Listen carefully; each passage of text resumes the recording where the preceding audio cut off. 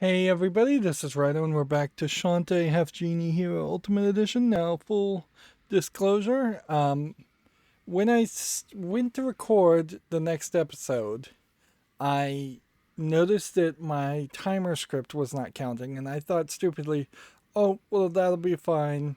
It's probably just some small bug. It wasn't a small bug, the entire recording software was locked up, so all the footage was lost for the last bit of this, which means not a ton of stuff really, other than I was going to look up the answers, and I did look up the answers, so I'm just going to quickly show you where and how to get to the last two things that there were to collect, and then we'll play through the final level a second time. If I sound a little bit different, I'm still in the process of evolving and cleaning and organizing my setup. So there is that. I collected all of the rupees up to 999 in the last recording, and I purchased each of the items. So we have scimitar here that does a spinning circle. I have a electric bolt that you control like this, and you just stand in one place, but you're not invincible. This does give you invincibility. And then you have flamethrower that can go one way or the other way. Now you may notice in the top left that my magic is full after doing all of that. That's because I collected all of the art pieces, and getting all the art gallery keys gave me a tiara. Let's see, where is it?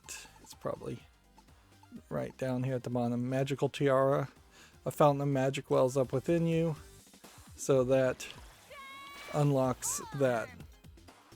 So now I just have infinite magic, which ideally you would want more than infinite magic. You wouldn't want that because you've collected everything and done 100% of the game. You would want that because you're struggling and dying a lot.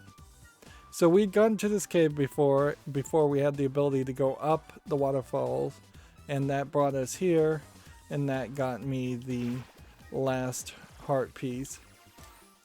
So that's where that was.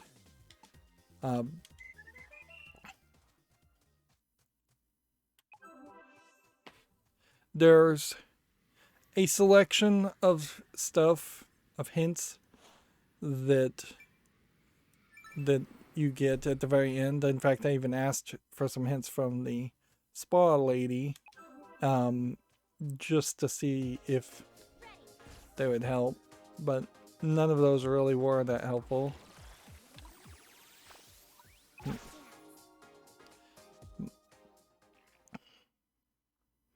This is by far the most frustrating collectible in the game. It really puts together two puzzles that shouldn't have been merged. You have to get to the very top of this, almost all the way, to then knock down one of these platforms several times so that it goes down 3 or 4 screens, to the point where nobody would have ever really thought of that.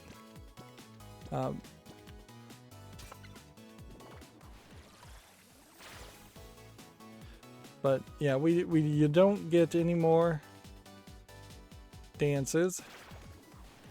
Don't even get a good opportunity to go to see the snake lady. You would think it probably wouldn't hurt to have her show up as a character just in the overworld of Sequin Land.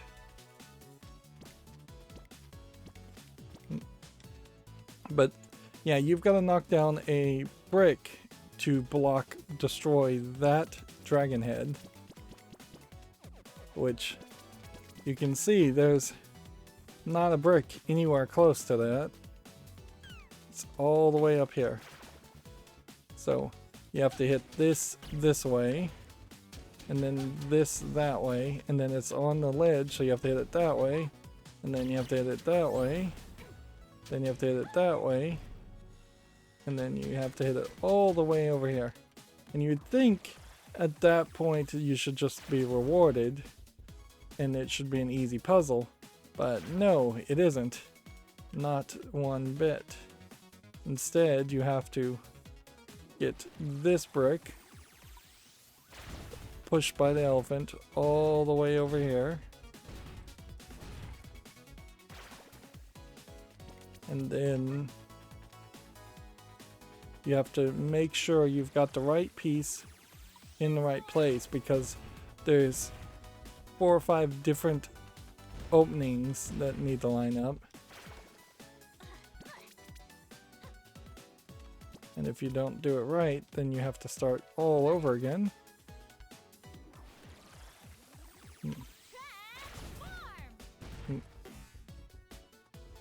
I can't help but feel like the transformations should have been used more in almost every Shantae game. They seem to be fairly underused. And then you kind of, in this game particularly, don't have much of a platform. Well, the next part of this would be to transform into the mouse and then go down here and do the whole thing. But honestly, it's not really worth showing. Let's just have a bit of an accelerated experience. Once that, directly down below there is the chest, and in that it was the final key.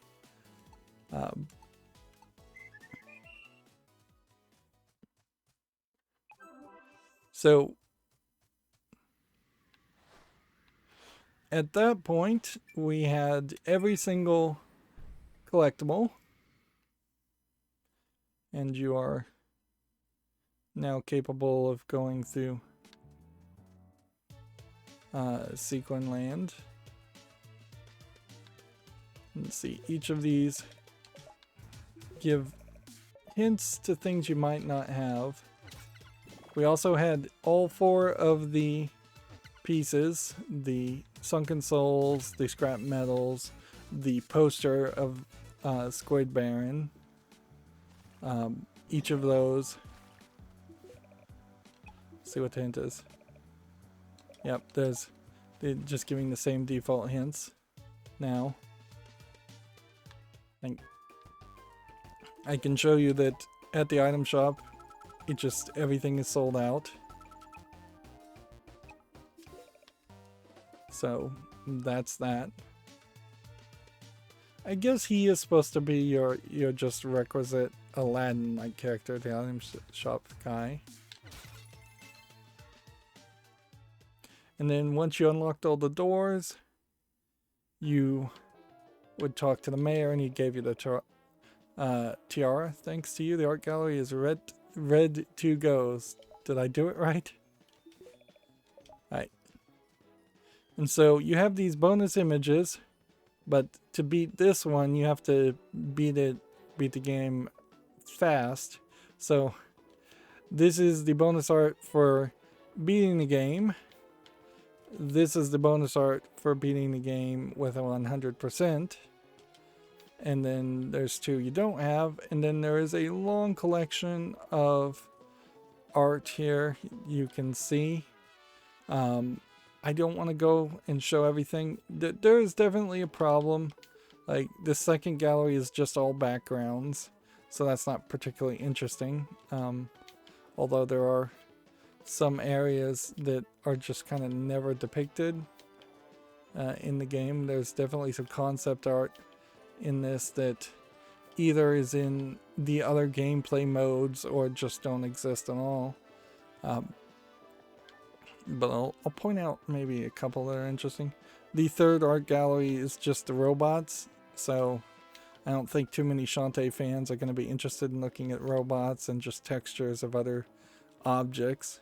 This is probably the most interesting in this gallery, is that you have they had different ideas as far as warp zones, that they thought at one point, instead of it being a platform, it might be closer to a lamp or closer to a gateway or a lantern. But you really don't start getting anything interesting until about the 4th art gallery. And sure, I think it's worth mentioning that these images are more final or close to final product inked drawings, not sketch drawings that you would start off with, and you'll start to see more of those later. Here we have a couple of characters that just aren't in the game at all. They were in previous games, but they didn't make the cut in the main story here.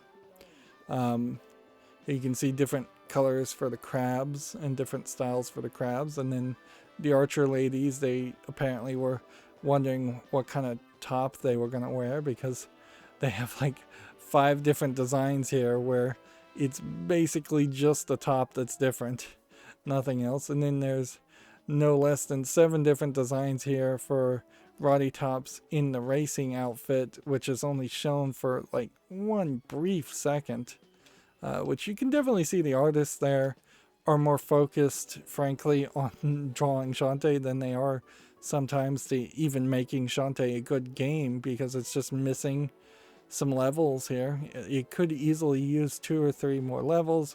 There's absolutely no dungeons in this game, really. It's just move from left to right through 3 screens, and that's it. And here you have some concept arts that aren't even really ever used. Like there's a scene that's somewhat like this, but it's much more zoomed in. Scene somewhat like that, but it's much more zoomed in. These are very polished concept art pieces, certainly too. And yeah, we never really did anything with Sequin Island. And then at some point, they decided to try to draw Shantae and the other characters a little bit shorter, what I would describe as a Japanese chibi art style, or at least inspired by that. But they didn't go with that, and I think that's the right move, because right now the way the proportions look fairly good for Shantae and the characters, and if they went a little bit shorter, it would have been a bit of a problem. Not in a way I wouldn't like. Here you can see them going the opposite direction and making them a little bit too tall, or the legs a little bit too long. But yeah, there definitely are different styles there, and I think the Shantae art style is trying to stay in the middle. It's trying to stay kid friendly. It's not trying to look like a 90s anime where everything was where the proportions were trying to be realistic, and it's not trying to be a like modern anime where with chibi animation, where the characters are completely squashed and not even human looking. Here we can get a depiction of some of the maidens who unfortunately never came back into the story. It feels like they should have just been in the background of Sequin Island after they were rescued. It would have been easy to put them like on the rocks of the spa, and they would have just been hanging out there at the spa. But yeah, the mermaid queen and never comes back, and she's like the best enemy, and you just don't deal with her after that first battle. You never see her again, so I'd almost want to see her return in future games, and she has a decent chance in which she will return. A lot of the bad guys in the previous Shantae games have come back. Here we have a flying bat creature that doesn't show up in the game, but yeah, here you have them going for a little bit shorter chibi proportions. They definitely experimented one way or the other, because they did need to make a full change. Here's the snail pirate ship, and then yeah, this concept art's not even that great of the Sea Queen, and then this guy's can't really be that interesting of a guy, although clearly you can see at one point they thought about 2 eyes and then they went with 1 eye. Like, I assume this character will always just be a dumb character that can't speak or interact, so he wouldn't make for much of a interesting reoccurring enemy. Here you have the Sea Queen in different color palettes, and pretty much I would have rejected all of these except for the one in the top left and the middle bottom, because I would expect the Sea Queen to have either a bluish or green tint to it. So the blonde haired bottom right pink skin is like way away from that. Plus there's just way too many blonde haired characters in the Shantae series already. There's no reason to keep playing on that fetish. The pink skin that's darker in the top right would be out. The fiery red hair maybe could have worked. Even the gray hair on a character might work, but I don't think it works on the Sea Queen, because then you make her look too old. If anything, I would mix and match and have the red gem on the bottom middle character and get rid of the silver earrings. And mostly just move the red gem on the bottom middle character, and that would be what I would have greenlit if I was the director. You can see a lot of animation going on around the Sea Queen in pencil sketches, but it's so unzoomed out, and there's just like no button to zoom in. So I imagine there's a chance that a lot of these images are visible in like some folder under the install program files folder of the game, but there's no prompt or notification that tells you that. In fact, there's a couple of things the game just really fails to tell you in general. For instance, like when you're in the flying carpet level and you want to go down a platform, you have to hold down and press A. So there was several collectibles that in part I missed simply because I didn't know what to do. Here you can see a stretched out image of Risky Boots. Risky Boots actually doesn't play that much as a character in this level. Here you have some more enemies that don't show up in the game. I think they were in previous games. Don't show up in the main game. You can see there's like 4 X's on this map. Those don't correspond to any of the init levels in the main game. So you are just going to do the final level, and that's it. Here we have Risky Boots and her bathtub, and this plays no role in the main game. So someone went all the way to a final product here showing Risky Boots and drawing several different animations of her in a bubble bath, and she's just not there.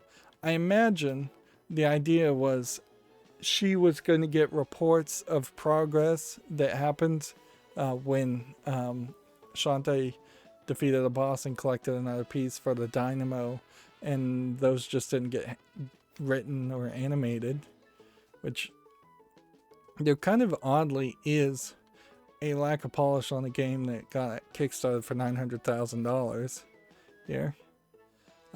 Here we can see ideas and concepts where Bolo and Sky might have actually played more of a role. Down at the bottom, they're thinking of different ways that Sky might be slightly differently animated. Here you have a lot of pencil sketches of Bolo, and Bolo plays like no role in this game. Here you see some pencil sketches of Roddy Tops with her head popping on and off. Which, unless these show up in the extra DLC, it just seems like it's a lot of concept art to include as a tease. You can see, like, but maybe this is in the DLC, other gameplay modes. Here you have a chicken. We never see a chicken in the game. Here you can see them trying to draw Roddy Tops, but oddly, this image is on gray paper. No reason why. Everything else seems to either be on pure white paper, or they scanned it or drew it digitally in the first place. Here's an example of them going for more of that closer to chibi anime style here. You can see on the lines in the background to line up all of the elements, the eye, the head, the shoulders, waist, things like that. And yeah, this would work certainly as a style. There wouldn't be anything wrong with it, but I'm glad that they didn't go with it. I prefer the style I see now, and it does probably lock them into keeping this scale and this style for the next game, and probably the game after that, because I don't think they can jump to hyper-realistic Lara Croft Tomb Raider reboot style art, which would be the next step up. And there's Bolo in that same style, and here's Roddy Tops in that same style. It's a subtle difference. One thing you can see on Roddy Tops is her legs are fairly thickly depicted at that point, and you have to kind of, as you're squashing the character, then you have to make the arms and legs even thinner.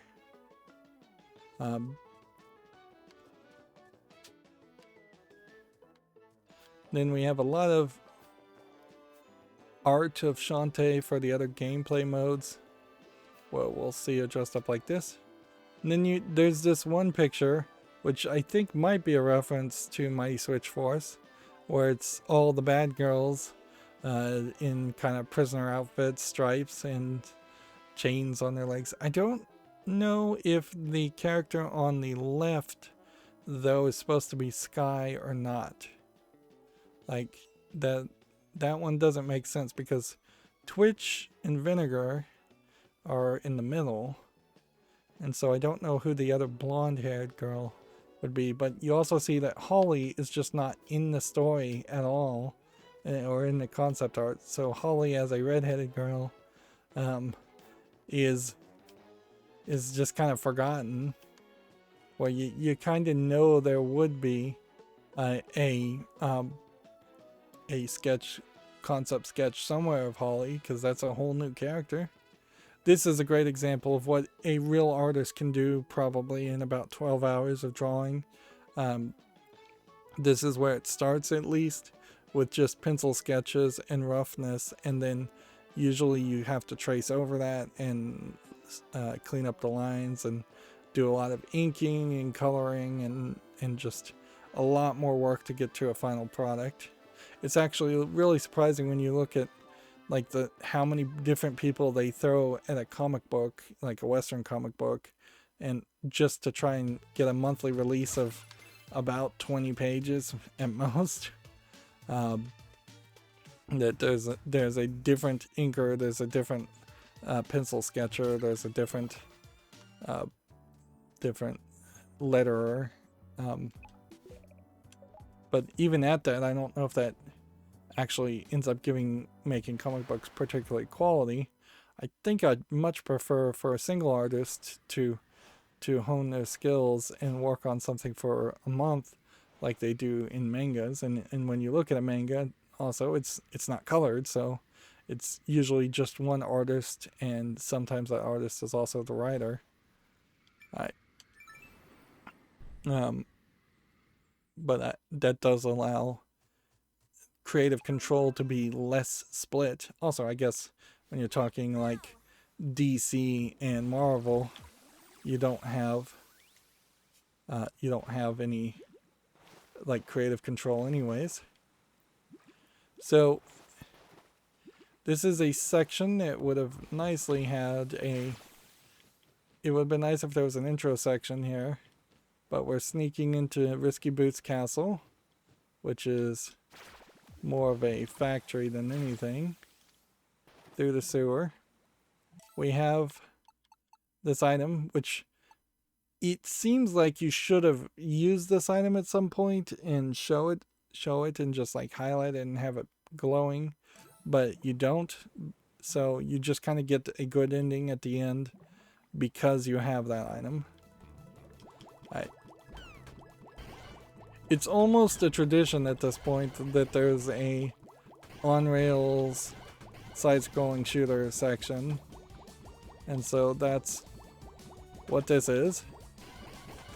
You've got to go through this whole section, there was one like this before, and it was not in the previous game, and it wasn't very good, and it doesn't give you anything because while you can collect hearts and other and rupees, there's nothing to buy. So all I'm really looking for at this moment is to collect these little starfish who will fall in love with me and become support shooters and shoot more bubbles. But yep, there's not really anything you're doing here. You're just kind of hanging back, shooting things when they get in your way. And then if they're in a big group, they'll start exploding themselves.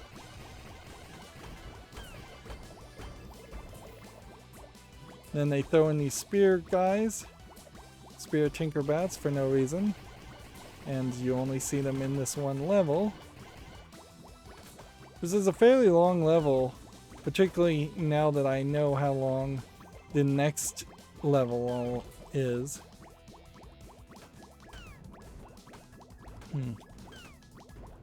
And I get it, this is supposed to get you hyped for the final battle, but then you have the problem of what the final battle really is, which is fighting one character, then fighting another character, then fighting another character. There's no less than 3 boss battles in a row here, where it feels like there should have been a mission in between all of that, or a whole nother level or two.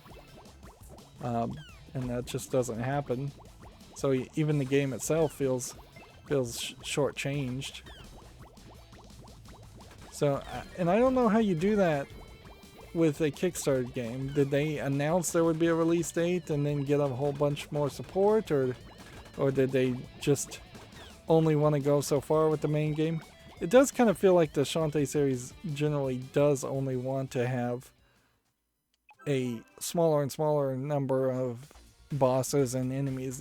It's never been a long game. But that being said, you also have to remember this was like a 3DS game originally, and we're now talking like a game that would be on the Switch or a PC. So I spent a lot of time playing as this to see if killing a Tinkerbat with a Tinkerbat unlocked an achievement. It didn't seem like it did. And it's a hassle. Now that you have like infinite health, you can just, whenever you want, do total restoration. You can also do obliteration if you want. This level tries to get you to use a lot of abilities, but there are definitely some abilities you don't use. You don't really use the crab. You don't really use the mermaid. You don't really use the mouse. But you overuse the harpy, and you don't really use the spider.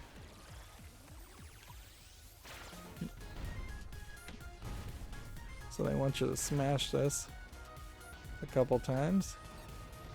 And then they throw in this like smaller pirate ship, and this character spitting out giant cannonballs, which is cool and all, but you see this exactly twice in the game, and it's just unnecessary. They do give you some puzzles that work around using the hover, but then they kind of forget about that fairly quickly, and then it's really just all about flying and playing Flappy Bird. I can't help but assume that this is heavily inspired by Flappy Bird, this level.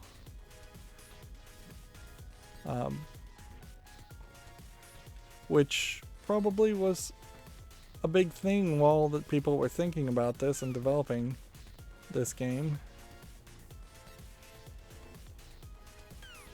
To see, that's actually the worst place to use Flappy Bird with.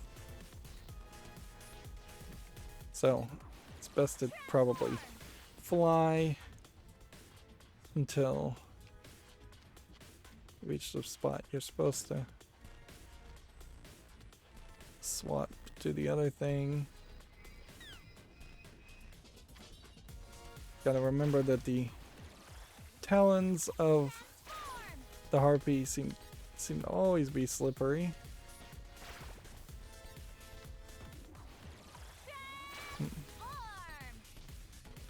Fly over.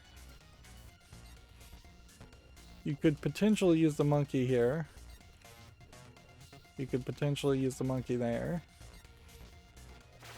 And you've got to use the elephant, because the elephant is the only thing with an elephant stomp.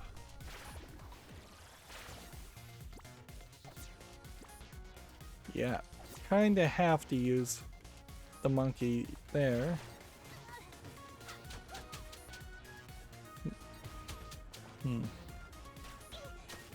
You know, it's probably easier to do this. Annihilation does only about 25 damage, but that is more than enough. Right. And so here they want you to get the monkey here and then go through that.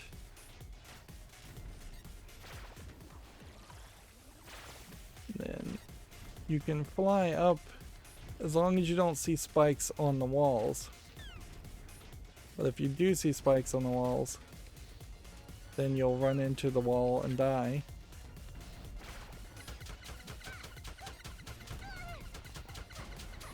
And I believe that's the last time you see that.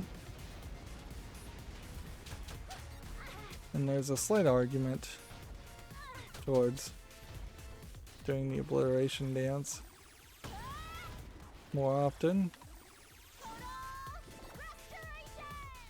So that's part 2.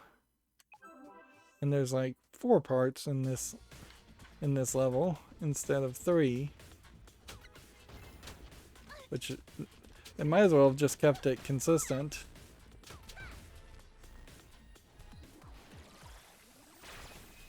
But this is where it becomes all Flappy Bird. All Flappy Bird all the time. With no checkpoints really. You would ideally want to be able to make a checkpoint right here. But no.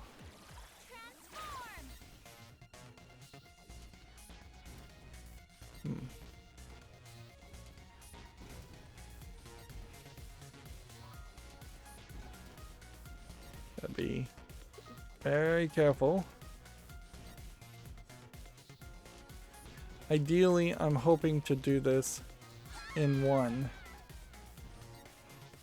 But that was asking quite a lot.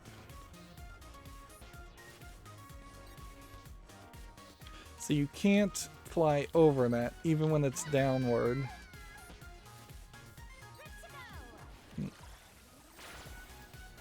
And I do think I spent about 40 extra minutes the first time doing this. And it's not like I became an expert on this, on playing Flappy Bird. This is just not the game we've been playing this whole time, so it's really, really crazy to so heavily emphasize this at the moment, the way it is.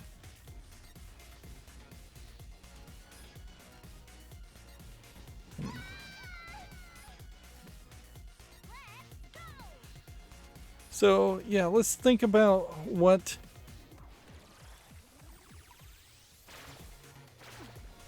else is in this room.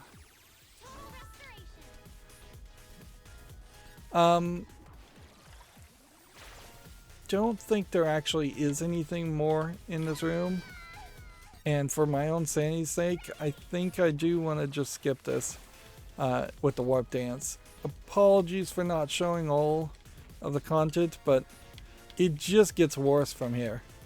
Like, maybe the game, maybe I'm misrecalling, but I think maybe the game gives you another checkpoint, but it's just more of the same. At a certain point, it does kind of force you to use the monkey and some of the other abilities for 1 or 2 jumps, but that's pretty much it. So I'm just going to warp, and ideally that's going to take us to the save spot right before the boss, which, since this game basically has no dungeons, they're not dungeons. You don't go from point A to point B to point C. Well, no, actually you do. You go in an extremely linear point A to point B to point C. There's no side quests, side areas.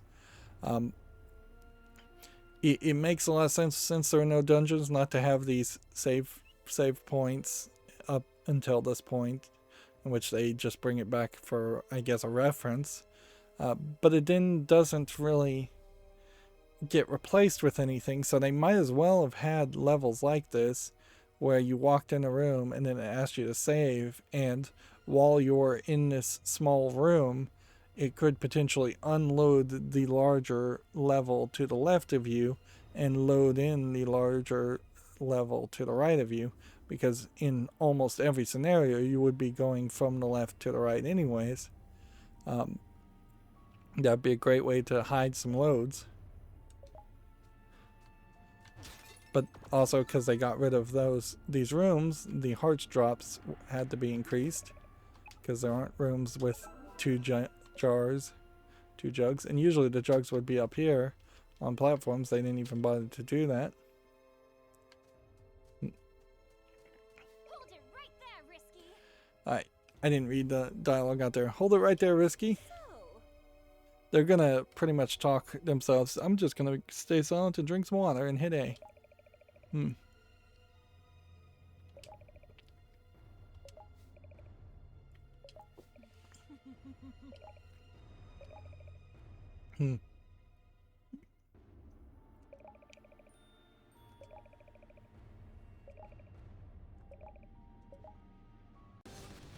So, what's weird here is you fight Risky Boots, Queen of the Seven Seas, and she's just a straight action character. Like, there's nothing she's doing that that is that interesting. You can see that she's using every single ability you earned in the previous game when you were working with her and finding all of her abilities. Like, she'll shoot the gun, she'll use her hat to float down, she'll do some other things that might be yeah, she uses the cannon to kind of do a double jump. I could also do like this, and then I'm pretty much invincible, and I can just do that. I could also just do obliterate multiple times, since you have infinite magic, which just would break the game effectively, but it would be a decent way to speedrun. A lot of these other options don't really play any real role. Like, trying to take it on with the elephant or the spider or anything like that would just be really, really slow. We can do invincibility if you needed that, but you probably don't. I could definitely see somebody playing this either on hard mode or without infinite magic, and them having to then use a lot of the a lot of the abilities differently. And see, when you try to use a flamethrower, it does fairly fast damage, but it's 2 damage, whereas if you just have the upgrade, you're doing almost as fast damage for 8 damage. So either you take the hits and go with the scimitar, or you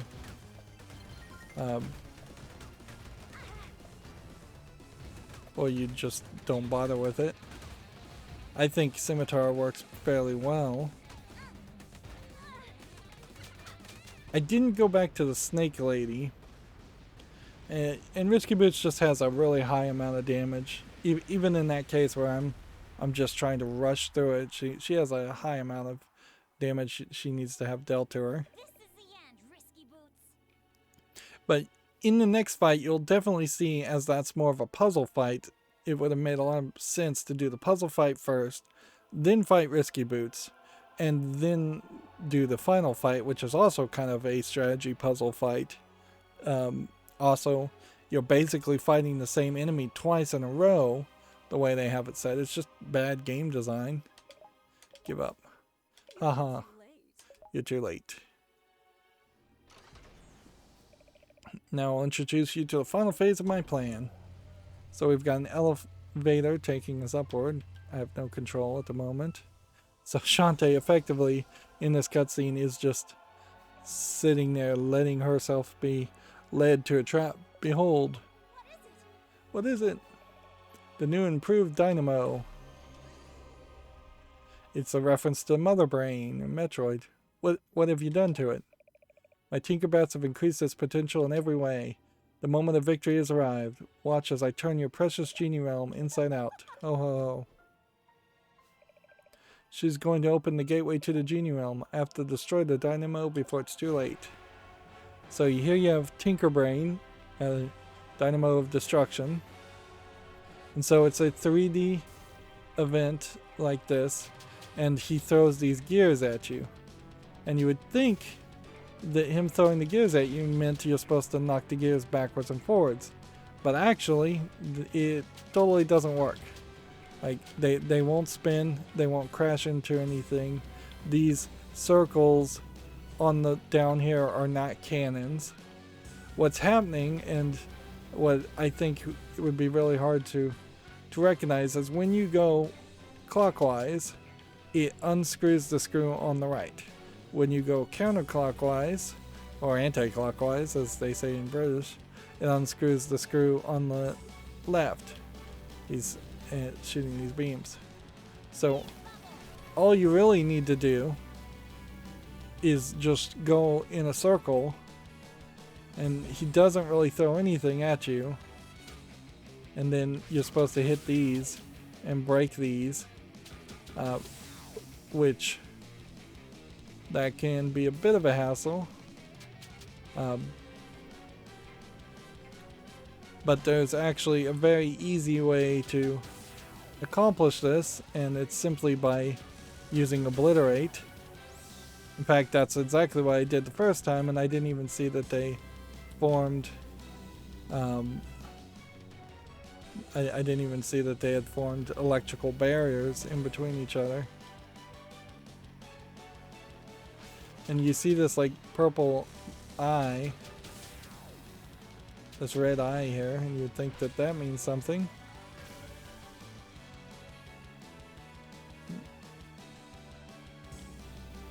And so now Tinkerbrain has a blacked out eye, broken eye.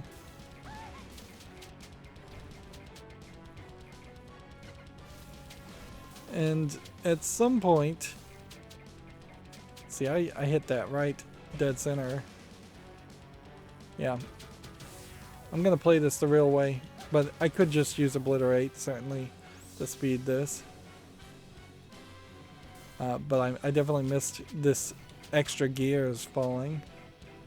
But even without that, without Obliterate, if there was somehow you had not unlocked that, your infinity, if you have the magical tiara, it works perfectly fine.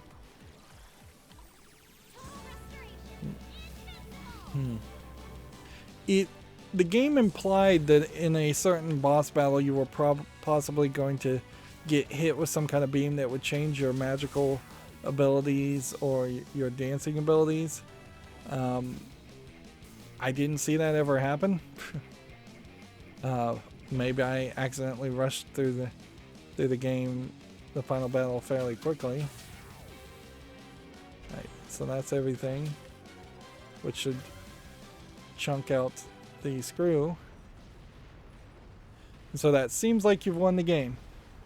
And then, frankly, it probably could have been the end of the game for what it's worth, since there's just like one more battle after this point.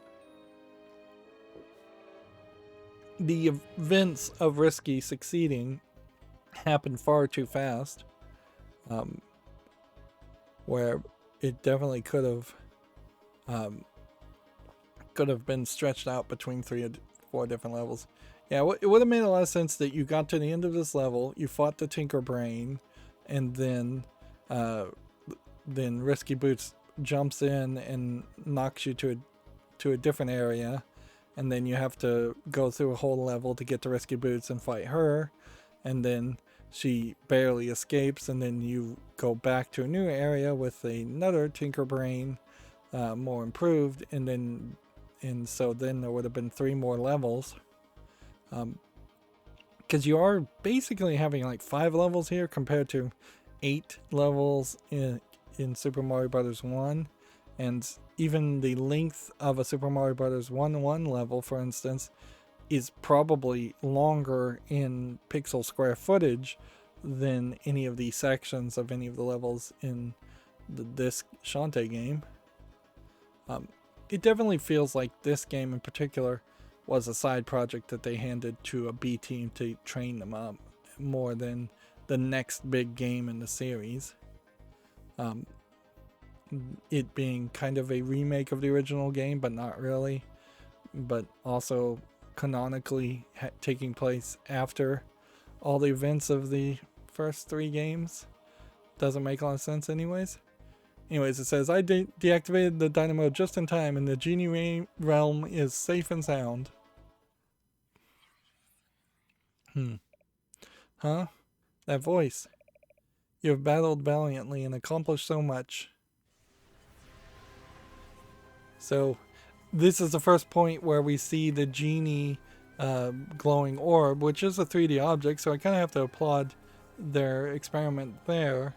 Proving that she's real and that this wasn't all just a dream in Shantae's head, which she didn't bother to tell anybody she was seeing these genie orbs at all. Daughter of the genies, it's you. You've risked your life time and again to fight for justice in service of others, and we are forever grateful for your kindness and your loyalty. There was a point here where they told you that if they got corrupted, they had to be destroyed.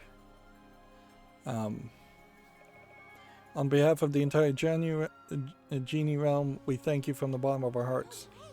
No way. So they finally pulled the trigger and decided to animate genies, and they look fine. I imagine you couldn't go crazy with the genies. You might have tried to make them even more scantily clad than the belly dancer outfits, but I don't think that really is the direction Way Forward wants to go. They want to keep this a solid teen plus game. They don't want to get into a mature audience, and they almost certainly don't want to get back down to a teen or an E for everyone. Is this the genie realm? Seems like it is. Unfortunately, the corruption of our magic has begun. Do what you must to ensure peace. See, like, the game could have just ended there. That would have been fine. Ho ho ho. I've finally done it. With the very heart of the magic realm. The power of the genies will be mine. They have to work really hard to bring Risky Boots into the story and show off every, like, pose they have. Now do my bidding. Submit to me as your absolute ruler.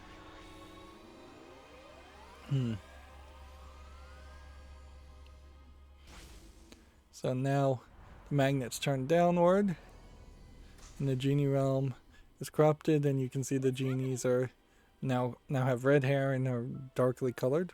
What's happening? No. It worked. The power of the genies is mine, and the world will bow before me. Ha ha ha.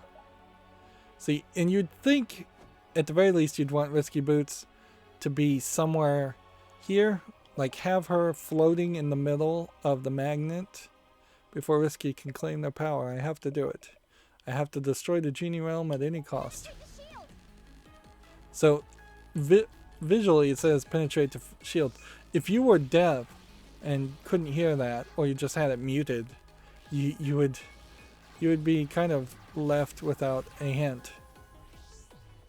So what we're doing is we're waiting for a genie to reduce her shields, and then you wait for the shield to open, and then you shoot the genie energy with your hair. So, and then it goes to the heart of him and damages him, and you just have to do that several times. And you can wait if you want to, or you can try to get it early. Takes just like 2 hits. Obliterate won't work.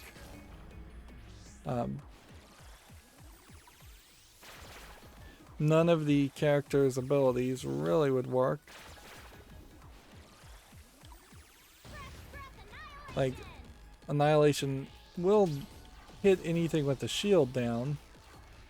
You have to do this about 5 times. And there's little black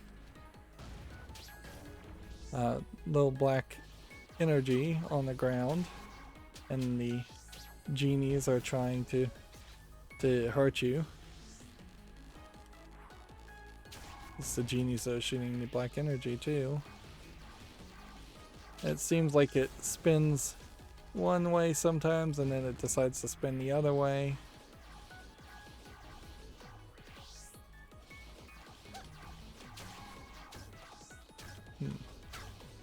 Then the shield went down, and then the shield went up. The shield opening follows you, so all you really need to do is find a genie with the shield down.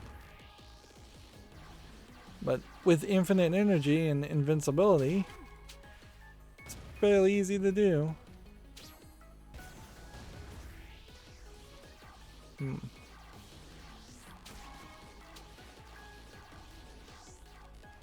Just wait one more spin.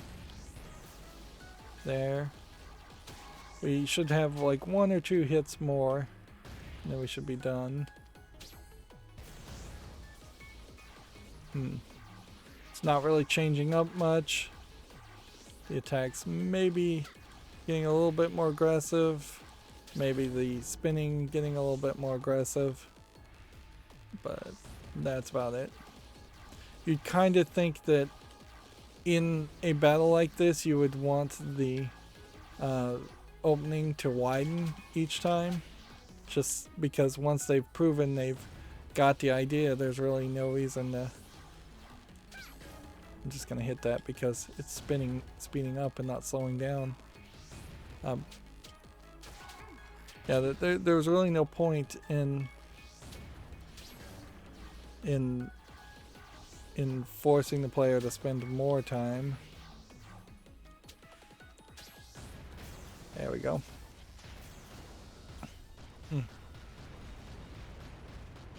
I don't have any problem with ending on a strategy puzzle boss battle like that.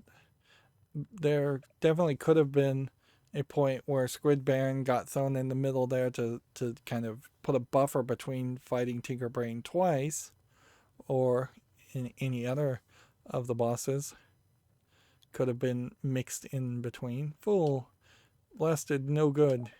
Wretched meddling runt. You've ruined everything. My perfect plan. I almost had it all, but now I'll have the satisfaction of sending you straight to a fiery grave. Ho ho ho ha ha. And then ideally the game should have just ended here, but instead they're going to make you do the slide section all over again. I've got to get out of here. I'm going to experiment here with the idea of letting the lava wall hit me and falling off the slide section and see what happens. At the end of the slide section, it just fades to white, when there really should have been an animation where Sky flew in with Hawk, with Wrench, or Hawk named Wrench, and caught her and saved her. But that doesn't happen. You assume it happens. It seems to imply that happens. It just doesn't animate it. Huh? What's this? So she gets the zombie hamster. Hang on tight. We're getting out of here. Hurry. So it had to be a good ending for everybody. You can't forget about the zombie hamster, who will very possibly play a role. So yeah, it's just the same slide thing. And if you fall to your death, it resets you. Great. You don't have any health, but you do have to do this section, so how annoying would that be if you were able to defeat the whole game and then you get killed because I was trying to hit the lava, but I think the lava might just be a physical barrier. I don't know if it actually ever burns you.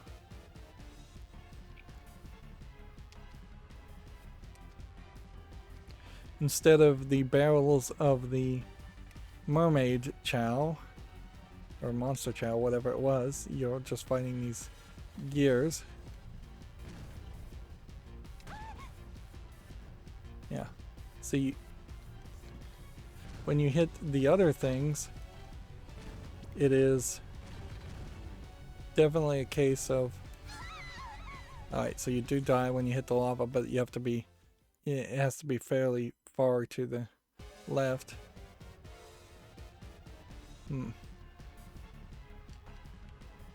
Alright, well, let's do this for real. There's nothing to collect here. Why would there be? You're at the end of the game. There's no rupees. There's no food items. You don't have any health. The whole heads-up display is missing. This is supposed to be just an action sequence. And honestly, this would have probably been better as a cutscene. In fact, when you look at the credits, it wouldn't have been terrible if this was what played during the credits. Oops, well, I got that the first time. And see, the problem now is you can't dance. There's an idea certainly there. Like, if the game made you slide down on your butt and then that injured her butt for a while, and then there was a whole level where she couldn't swing her hips and belly dance. My magical butt is injured, or my magical hips. I don't know how you would really want to phrase that. That would be kind of a funny counterpoint. It would also allow them to give you levels later on where the characters where the Shantae could have unlocked some abilities, but you don't have to worry about the level being completely broken by those abilities. A little absence might make the fondness go up for the transformation abilities, since they don't get used that often anyways.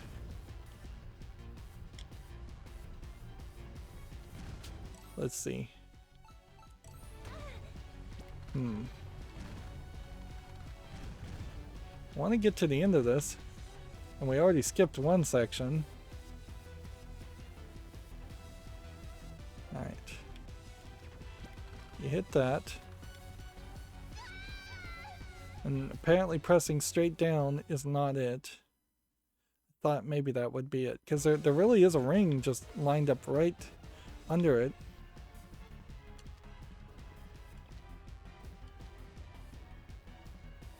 And if you were the spider, you would have the spider ability to latch on to those. Or if you were the monkey, you'd have a further jumping ability, which might confuse the issue.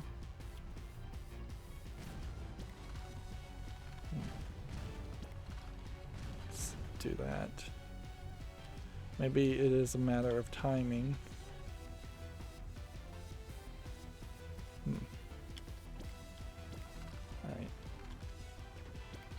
Alright, jump forward is the trick there.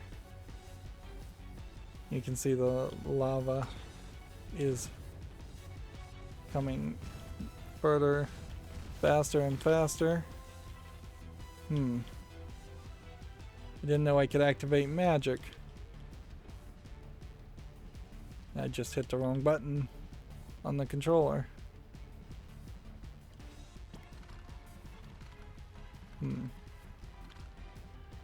I think this is it. Yeah, it just fades to white. It's really bad. Like, bad way to end a bad run of just bosses. I would have much preferred that all the previous bosses come back and you did like a boss rush real fast if you were going to do something like that and get rid of the slide section. You could have had the slide section somewhere else or just not had it. We made it. Phew, we made it. That was a close call, too close. Thanks for the lift, Sky. Someone's got to keep an eye on you. And they just kind of have to remind you that your friends exist in this game since they've played a fairly small amount of a role. Looks like Sequin Land is safe from evil once again. Yep, thanks to our Half-Genie Hero. Hey, couldn't have done it without you guys. Hold up there. Mayor. So, Scuttletown is more or less repaired and the position of Guardian Genie is still open. Are you trying to ask Shantae something, Mayor? Oh, okay. I can't think of anyone more qualified than you. Will you come back? Pretty please? I never even left. Phew, I thought I was gonna have to put on that little red outfit and start dancing around, you know? So, that's an interesting thought of the mayor either wanting to subconsciously or feeling like he was required to wear Shantae's standard red outfit, and that would be weird looking. But you know, it would also be a funny twist on what happened in the previous game where every single female character got put in a slave Leia princess style outfit to put all the men in kind of a scantily clad outfit. Would have been funny, certainly. Like Bolo, Uncle, the Mayor. I'm not sure if there's really too many other male characters. No, there's Techno Baron and Ammo Baron. A lot of the bad guys are male. Ha ha ha. Oh, Mayor. So I guess I won't do that then. Yeah. Anyway, everyone say hello to our new Guardian Genie of Scuttletown. Yay. Scuttletown? Is Scuttletown part of Sequin Island or Sequin Land? Yeah, I've lost the plot on the name of the city. I think you made an excellent choice. Kids! Yeah, they bring in Uncle. Thank goodness you made it out in one piece. When I saw that eruption, I feared I'd lost you. I'm fine, and Sequin Land is safe, thanks to you guys. Yeah, I helped out a lot this time. No, he didn't. Feeling pretty heroic, you know. Think I'll start a dojo, start training up the next round of heroes. Gotta dream big. It's interesting, once again, to see Roddy-Tops bouncing back and forth with her hips swinging back and forth, and then seeing how Shantae is not doing her standard bouncing up and down. She's just doing the kind of simplistic bobbing. So they do have animations here, at least for the cutscene, for most of the characters where they aren't bouncing around like idiots. Roddy-Top says, I'm going to take off too. My brothers, Abner and Poe. I think they're thinking about renovating that old mansion up north. How cool. I'm going to help them out, but after that, well, I think I'm going to find a zombie caravan and travel a bit. I miss my wagon, and I want to see more of the world. And you should come with me. Zombie road trip? Sure, why not? That's an interesting idea for the next game, certainly, is to have Shantae travel the world and see new lands, because we've kind of seen the same places over and over again in the past 3 games. Haha, let me chew on that. Take good care of Dookie. Huh? Poe's hamster. So apparently the name of the hamster was Dookie. I better get going too. I need to feed Wrench and get him cleaned up.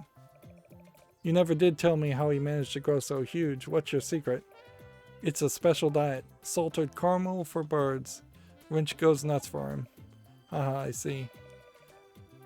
I think I'm gonna set him free for a while so he can spend some time with his family. See, this is kind of a weird sentence to say because then it opens up the idea that she has been just kind of keeping Wrench against his will, which no pet owner really wants to think that they're just basically incarcerating their pets, or that they have families that they can find and visit. There's probably a better way to say that. Wrench needs a good vacation after all the help he's done for us. Maybe I'll take him to the beach, something like that. And because that's basically what you're trying to do here, is give some kind of reward to Wrench and make him feel like he's being rewarded for as much as he helped in this game as the mode of travel. Knowing Wrench, he won't be gone for long. See, then you have to throw in a line that says he'll probably come back. He's crazy about you and that he likes you. So you could have just rewritten those two lines of dialogue. Wrench would probably love that. He's crazy. Or Wrench loves it wherever he is, as long as he's with you, something like that. And I'm crazy about him right back. See, and I don't know if this is supposed to be what that's supposed to really imply. If she's just like secretly in love with her bird, which, okay, if that's the personality you want to give Sky, fine, but they haven't really led up to that well enough. They just gave her a line of dialogue for no reason. I really feel like this whole game could have been voiced. There's not enough dialogue here to say it shouldn't have been. My, what an adventure you had. I'm sorry about the dynamo, Uncle. No, that's all right. There's a certain point here where we will see what I imagine is the ending you would have gotten if you hadn't done 100% completion and gotten the energy reverser, which, remember, we never used that, but apparently it being on our person changes the ending. How about you? Are you okay? What really happened back there? Risky used the dynamo to change the genie realm from good to evil. For a short while, I was actually there in the genie realm with them. It's something I've always dreamed of, but to stop Risky, I had to. Well, they're all gone now. See, so this would have been the ending right about here. ... I'm sorry. I know you only did what was required, what you had to do. Understand? I'm sure your mother would be very proud of you. Well, so at this point where it says we're all proud of her, this probably wouldn't be what you would see. And the game would probably just fade to credits at that point. But since I did do the extra collectible things to get the 4 pieces of that each of the barons wanted to then get the energy reverser, we get the full ending. We're all proud of her. What? Who? And see, it's a little weird that the genie shows up as a ball of energy when seemingly she can just show up as her own genie self. But maybe not. Maybe she has to be in the genie realm to show her true appearance. She acted selflessly to put the needs of others before. You kind of get a moral tale here. It's a weird game, frankly, from a Western United States perspective. You've got Shantae here in her outfit with rather low-cut panty line, for lack of a better term, and a bra that's showing a decent amount of cleavage. She's just showing a lot of skin in her belly dancing outfit. And then half the time the characters are bouncing up and down and their boobs are jiggling, and every now and then they make a reference that seems like it definitely is a dirty joke reference, or at least it could be taken that way. And then at the end of the game, you're getting kind of the most milquetoast story narrative and moral of the story of Shantae being a good person who acts selfishly not selfishly, but selflessly. And yeah, that is the character Shantae that they keep trying to depict, to the point where I often feel like she's kind of she's a little bit of a pushover instead of a heroic protagonist. But I think they just overemphasize it. I don't think they have much of a writing skill, frankly, for this for Way Forward, and maybe they just don't care to particularly work on the writing that much, and they do just want to put Shantae in a different scantily clad outfit. Alright, moving on. Then the genie realm is safe? Yes. By purifying our magic, which apparently we did, and turning it against the machine, which I guess maybe by hitting the evil genies, and then hitting the ball of energy, I saved them all. Wow. I guess your polarizer did the trick, Uncle. I guess maybe if you didn't have the polarizer in that battle, maybe then the ball of energy would have been just a dark energy, and maybe you would have just overwhelmed the Tinkerbrain with dark energy that way, or maybe there was a totally different way to beat him in that case. Haha, so it did. And what about my mother? Is she safe too? What's funny is they talk about her mother, but they don't show her mother, nor do they let her talk. So apparently she's either like the most important person in the genie realm, so busy that she can't even talk to her own daughter, or she's they're just trying to keep her a secret for some other reason. Your mother is alive and well, they say, in the genie realm. She has devoted herself to the protection of your world.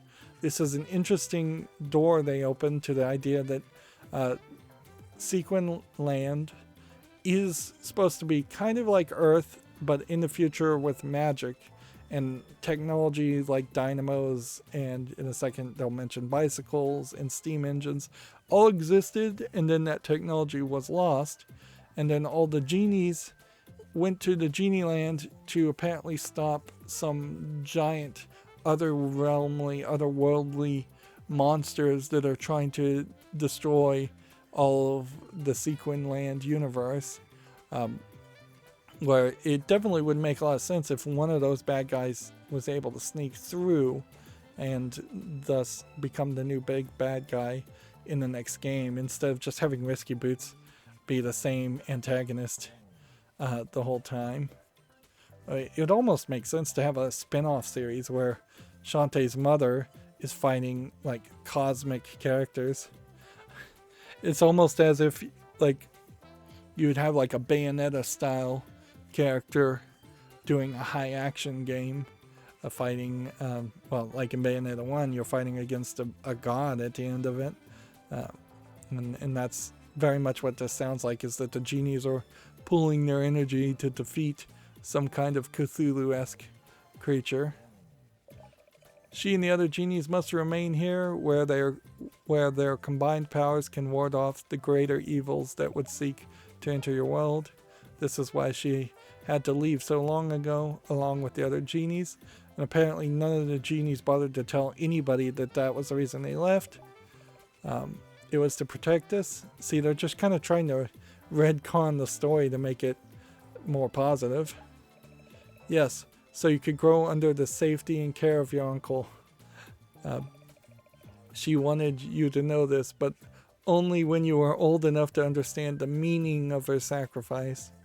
Which, yeah, highlighting the word meaning and then not being able to click on the word as if there was some special definition there seems particularly pointless. A lot of the words that are highlighted in this game are mostly just being bolded. I understand that's a very brief response to, oh, your mother abandoned you to save the world. She also wants you to know that you are never alone. There's a special magic, a gift that she placed upon your heart. And I guess maybe they're hinting at something they'll reveal in the future game. For real? Your family is never as far away as you might think. Take comfort in knowing that she is with you, always, and she loves you very much.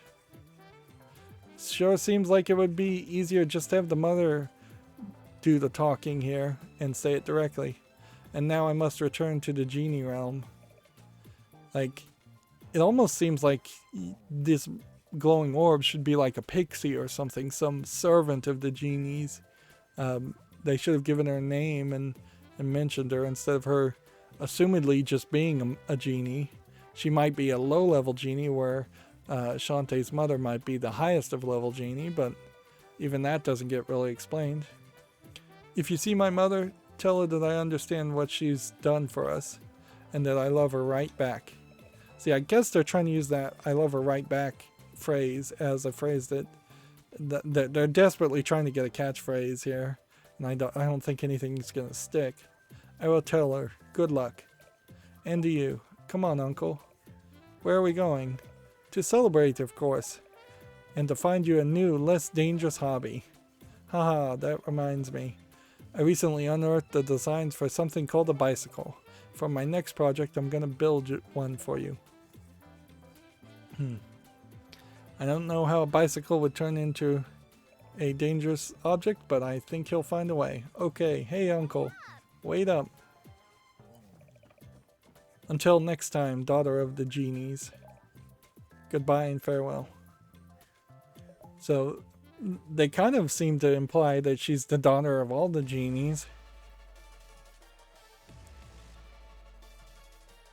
And then we get the music playing again, which it's a nice song, but it's sad that there isn't 2 or 3 songs.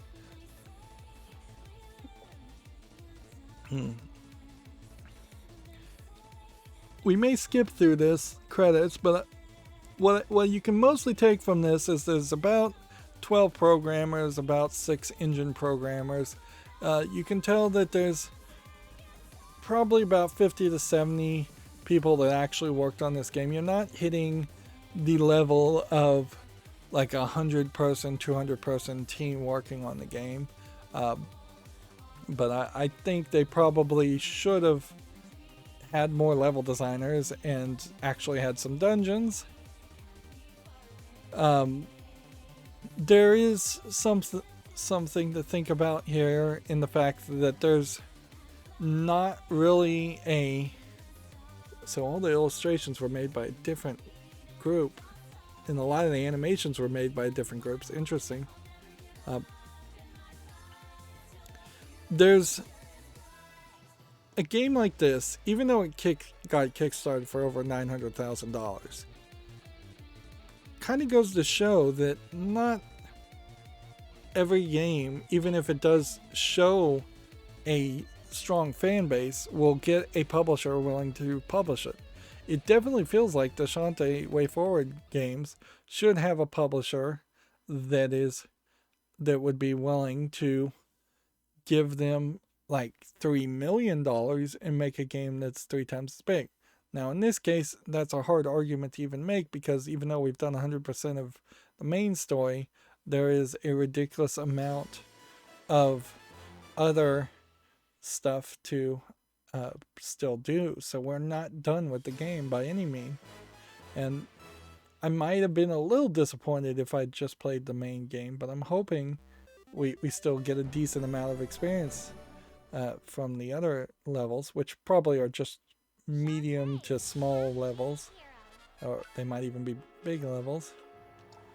You can see on the extras here, there's backer credits.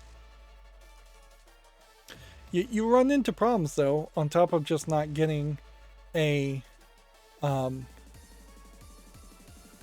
see, you can see that some of the people contributed so much that they could put their art in the game, which literally means they paid a lot of money to give the copyright over to their own art. But yeah, there's just a massive number of people here being listed, so much so that they had to make a separate credits section. But Nintendo, for instance, would be the perfect publisher to say, let's give $3 million to Way Forward. Let's have them make a Shantae series that's 3 times as long. They probably wouldn't be able to sell 3 times as many copies, even if it was 3 times as much polished and had 3 times as much advertising past it. I think you probably do have a bit of a saturation point and just a niche audience for the Shantae series as games that are somewhat like Super Mario Brothers 1, 2, and 3 and have transformations, which I don't know which Mario game is closest to transformations. Odyssey, you take over control of people, so you could say that, but I think there was a Wario game at some point where you actively transformed into different characters.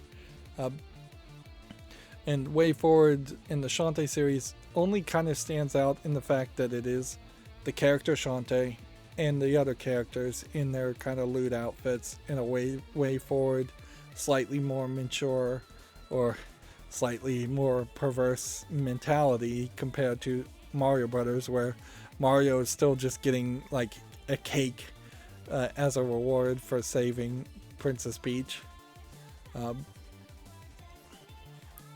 But yeah, I don't know if there is a lot of demand on top of the backers we see here. They literally could have all backed the game and gotten it probably at some kind of discount, and then sales after that point maybe were particularly low. I wouldn't be surprised if that's exactly how it happens. And then you just run into so many other problems with Kickstarter games, and the fact that people take your money and run, they deliver a unsatisfactory product, or they just stretch the development out to infinitum and just never actually finish the project, but never actually give up and admit that they can't finish the project. So ideally, having played the main game, the only thing I'm really would want different is for there to be dungeons and for the game to be a little bit longer. And maybe they need to kind of merge some of the transformations together. It's kind of ridiculous that there's only really 2 buttons that do anything in this game. 2 buttons and a trigger. You have the A button to jump, the X button to attack, and then the Y button and the B button don't really play a role because they were probably targeting the Nintendo Switch. I think, oops, hit my microphone there. I think there's a lot of room for improvement if you could use the right bump and left bump a little bit more to dodge instead of just the left trigger dodging backwards from whichever way you're looking, which we never used that at all. So the people that paid for art get it put here.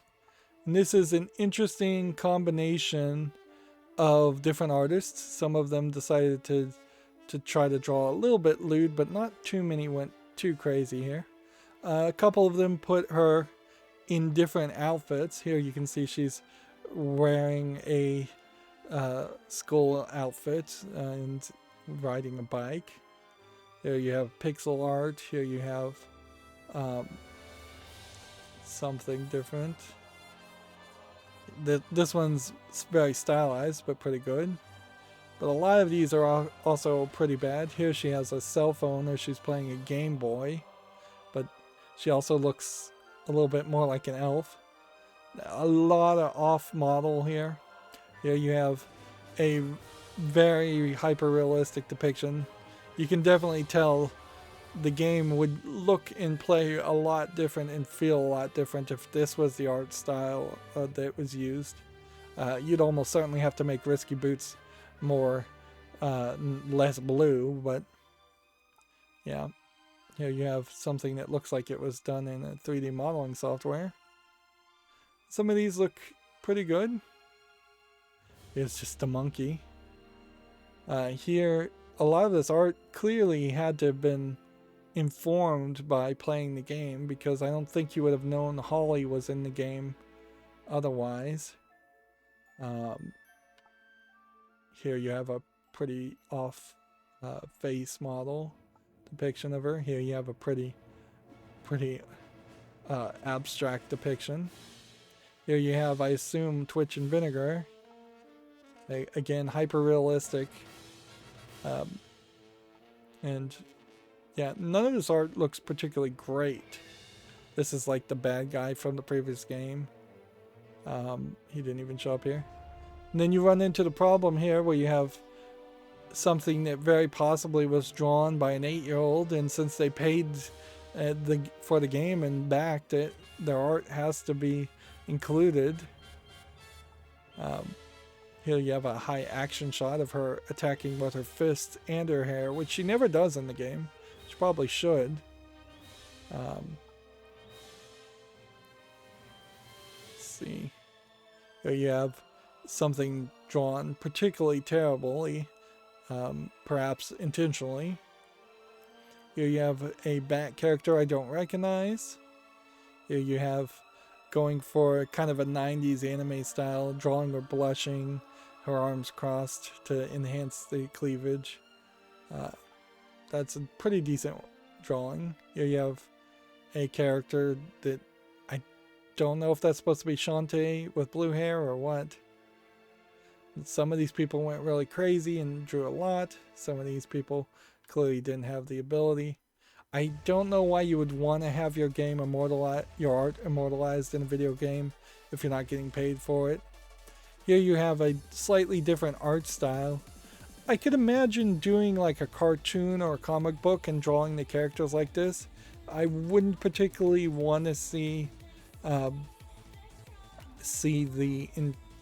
entire Shantae series shift to something like this art style, though. That this is a little bit old-fashioned, and it's not as stylized, so it would feel a little weird. Particularly in the motion, I imagine, when she's swinging her hair.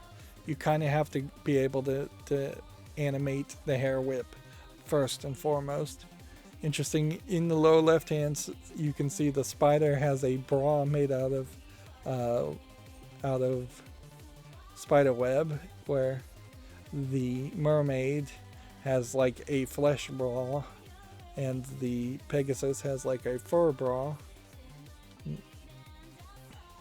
Here you have Risky Boots. Here you have the fountains and some kind of like fountain fairy spirits, which those weren't in the game. Like, we didn't have any warp points because the games were so linear. We didn't have any fountains to give us abilities. Instead, we just got abilities from the treasure chest, which is way less interesting. That's kind of a failure. In fact, a lot of the architectural things that were in previous games where you'd have statues of busty ladies, those are just kind of all missing, which kind of does make the game a little bit more family friendly, but I don't see the reason for that. It's the people that are going to have problem with the belly dancing outfit are going to have problems with everything else also. So unless you get rid of the belly dancing outfits, you haven't solved the problem.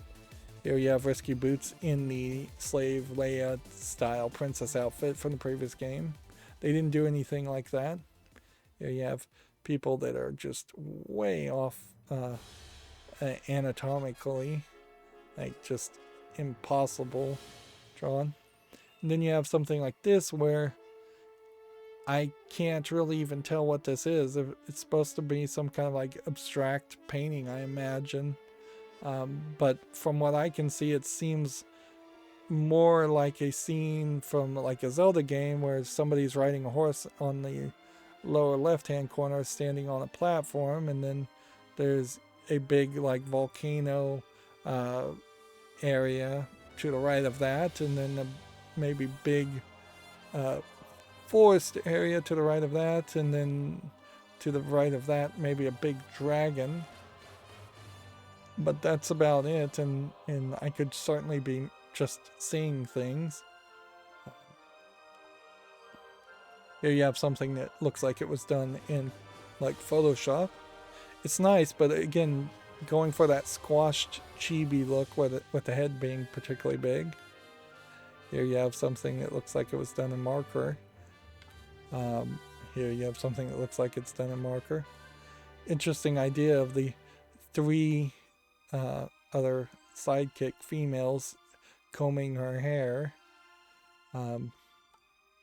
Which I assume her hair would just be kind of magical and she'd be able to cast a spell to braid it and put it up real fast. Here's Shantae as the pirate, as the previous game. Here's Shantae with a veil over her face, which they never do that. Here's Shantae just making a face. This is an interesting idea, certainly, going in a different direction and having her be a break dancer since she's a belly dancer. Shantae through time and her being a different kind of dancer in each time realm would be interesting, although frankly that would require a lot of different animations. It would be interesting, yeah, if they went that direction and emphasized more on the dancing part of that. Let's see, here we have Risky Boots. Not a Risky Boots. There you have Shantae being drawn in long, stretched out form. Here you have a different spin on Risky Boots' outfit, kind of modernizing her outfit more. Here you have a pirate vampire character I don't recognize. Here you have Shantae and Risky Boots fighting.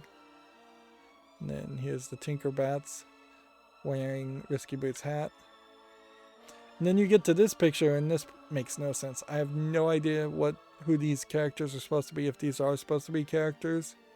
It feels like a group of family people just drew pictures and then they submitted that. And that makes me really wonder if the Kickstarter runner actually was fairly aggressive about contacting people and saying, hey, we need your picture, we need something to put up here so we can include it quick. Like, I would feel very put upon if I'd given a lot of money, I assume it was a lot of money, to a Kickstarter, and then the Kickstarter runner said, hey, we've got to fulfill this, we need your art, we need you to draw something. But I feel like that is the case. You wouldn't have such a high number of art pieces that are just subpar. And I imagine they would have had to say, we're going to say no to some, because at least one person would have tried to draw Shantae topless or just completely nude. And they must have said we weren't going to put that in the game. Here you have one made in CG. Yeah, that's the other part, though. Clearly some of these people knew that that the art was going to be submitted for quite a while. You don't make a 3D CGI image like this in the matter of a week or even a month or two, unless you're putting all your focus on it. Here you have Shantae drawn completely different, and interestingly with kind of a more realistic skin tone if she was from Persia or the Middle East. Here you have several things that look like concept arts. And the idea of Shantae having white hair wouldn't be terrible. An idea. Here you have Shantae being drawn very much with kind of an anime style. Her eyes are huge. But again, that kind of feels closer to a 90s anime style, not what modern anime looks like. Here you have, I assume, Shantae with pink hair as a ninja. Then you just have a guy here that looks like Zeus.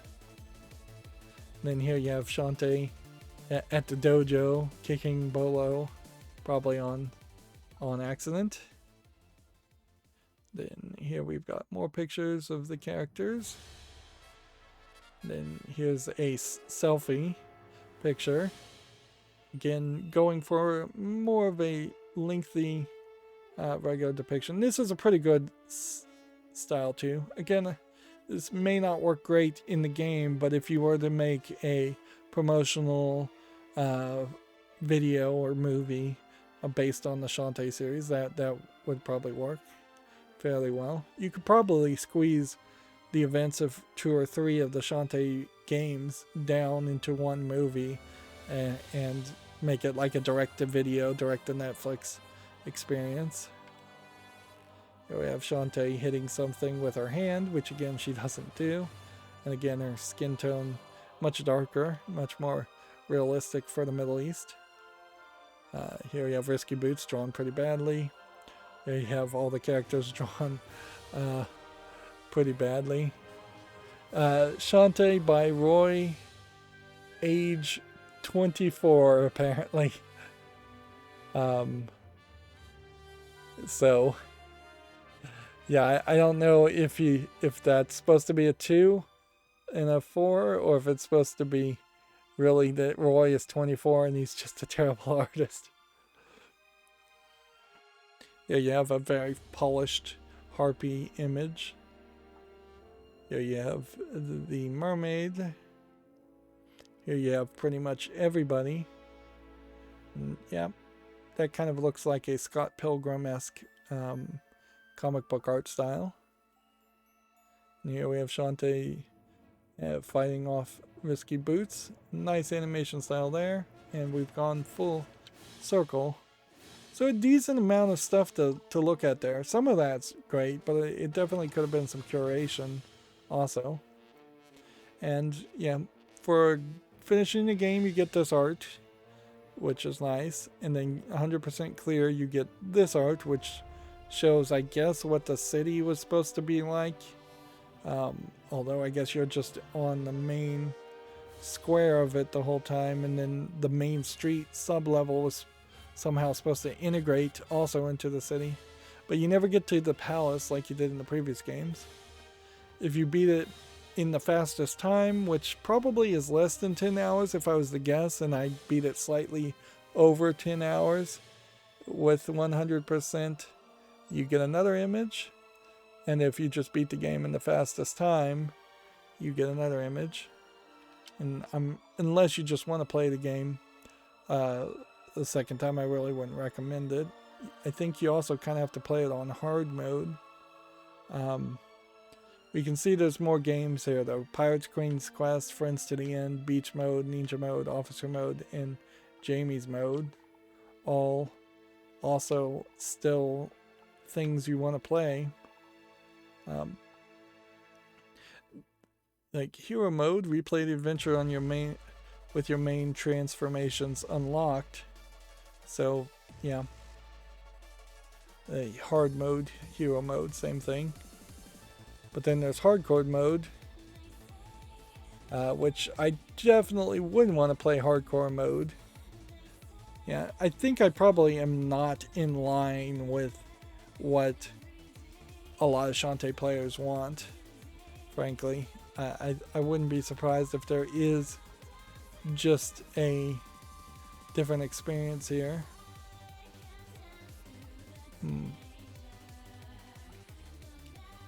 But yeah, Jamie's mode, not Jamie's mode. Alright, well, we've been going an hour and 40 minutes, so this will be the end of this recording, and that's basically the recap of the footage that I lost. For better or worse, you didn't miss too much besides me playing Flappy Bird around a bunch of spiked pillars, trying to get to the final boss battle. And yeah, we'll keep on playing, and we'll see what the extra elements add to the game, or if they just feel like they were focused on to the detriment of the main story. Generally, I like games to just have one main story and that's it. Maybe a multiplayer for people that like to play multiplayer, which aren't me. But when you start to have alternate takes on the adventure, that feels like you're just merging 2 or 3 different games together. Anyways, that's going to be it for this recording. As always, I ask you to like, share, subscribe, comment, and watch every second of my videos. If you want a friend to follow me on any social media sites, there's a whole bunch of links down below.